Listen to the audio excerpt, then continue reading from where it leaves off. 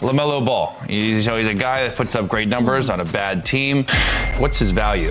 His value is probably a little bit lower than 13-year-olds would think. I look at some of the LaMelo numbers, like he's at 41%. His approach to the game holds your franchise back. Everyone thinks they know what an NBA star is supposed to be.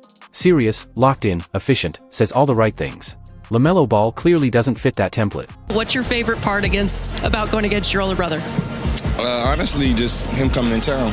Chill, come to the crib, play the game and shit. I love it. Lonzo, we were talking about this a little bit. And as different as he is personality-wise for a star, music, he's even more unusual as a player. Most elite offensive engines are also efficient. Music, that's because efficiency is usually a strong stand-in for shot quality or skill. But LaMelo Ball completely snaps that connection in a way no other player does. Among the top 100 players in offensive impact, despite his massive influence, LaMelo ranks dead last in efficiency. And yet, somehow, almost impossibly, he's still top 20 in the league across every major one-number metric. Music, and this isn't a fluke. He does it every single season. Poor efficiency, elite offensive impact, and whenever he plays, his team is dramatically better. So if efficiency can't explain his value, what can? Here's what you need to understand. The so-called bad shots he takes aren't just a side effect of his game. They're not something you tolerate because he excels elsewhere. Those bad shots are exactly what, music, makes everything else function. They force defenses to treat him as a threat from anywhere on the floor. And that respect unlocks his elite skills. Elite drives, elite floaters, music, easily one of the 5 best passers in the league. The bad shots might look like a weakness to broadcasters, analysts, and fans, but I'm going to show you why those shots are actually the key to solving the LaMelo Ball paradox. LaMelo's low shot quality, here's the first thing to grasp. His raw shooting percentages don't tell you how dangerous he really is. They tell you how difficult his shots are.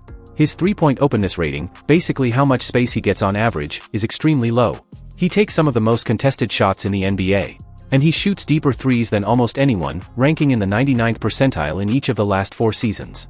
But here's what defenses do understand. When LaMelo is open, he hits shots from anywhere on the court. And just as important, he's willing to take them every time. B-Ball Index's shooting talent metric adjusts for context to measure true shooting ability, how well a player would shoot in a neutral environment.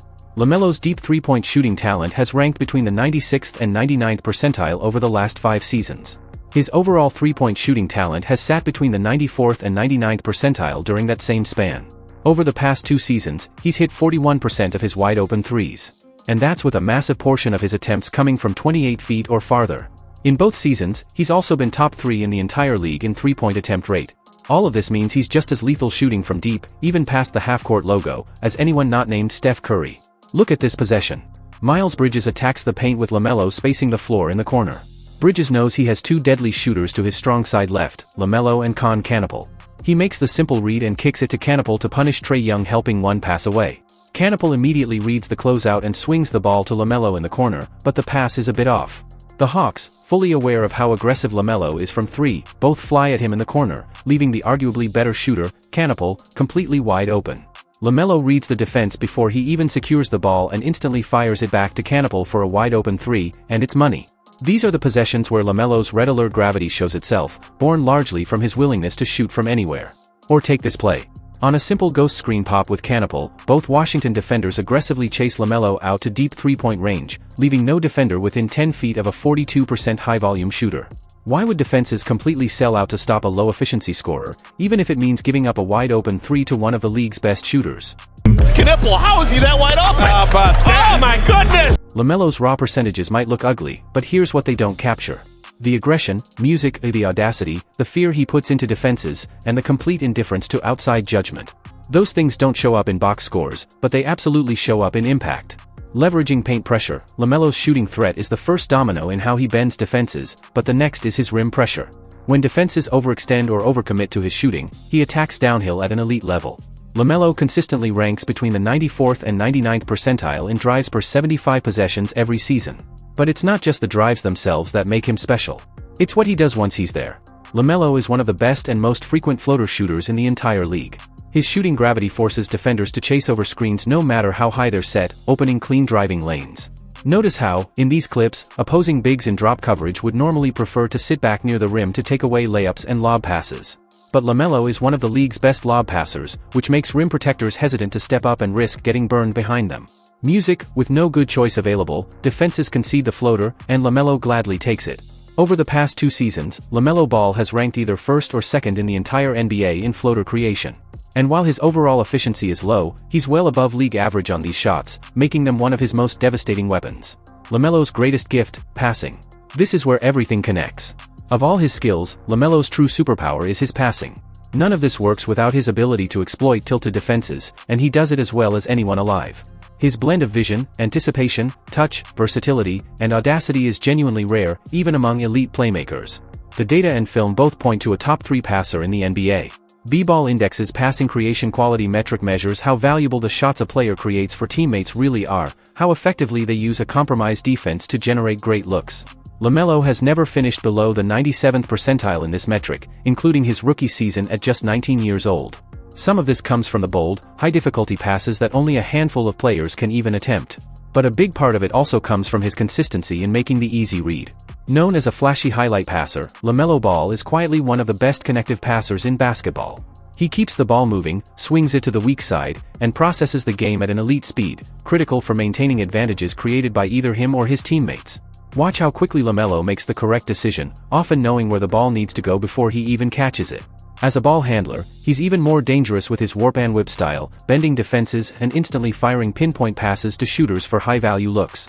Maybe the most stunning evidence of LaMelo's playmaking impact is this: nearly every non-big on the Hornets roster is significantly more efficient when he's on the floor. When people criticize shot selection, they're judging the shot in isolation. But LaMelo's value lies in what his threat does to everyone else and how perfectly his skills exploit that threat. LaMelo Ball is an offensive engine whose value isn't about how often he makes shots. It's about how he shifts defenders across the floor and capitalizes on the chaos. When he's on the court, Charlotte runs an absurdly elite offense, scoring 124.4 points per 100 possessions. Music, that would be the best offense in NBA history. When he's off the floor, they fall to a miserable 111.7 points per 100 possessions, which would rank 4th worst in the league behind the Nets and Pelicans. Because he doesn't match our idea of how a star should act, we convince ourselves the data must be wrong. We grade shot selection like homework. Pull up from 30 feet with 19 seconds on the clock, bad grade. But that ignores everything else. Efficiency only tracks your own shots. It doesn't measure the looks you create for teammates. It doesn't measure the defender dragged 28 feet from the rim. It doesn't measure the driving lanes you open.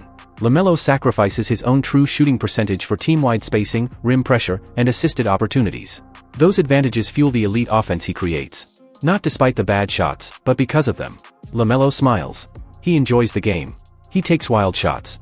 And because he doesn't perform seriousness the way we expect stars to, and because his team struggles without him, we assume the impact isn't real. But it is. Elite impact. Elite on-off numbers. They're screaming at us in every metric. We just aren't listening. The only real question with LaMelo is health. Because when he's on the floor, the bad shots aren't the problem, they're the solution. Thanks for watching, and please subscribe. Theory focuses on film breakdowns and strategic analysis that go beyond highlights. Subscribe if you want more, there's plenty coming.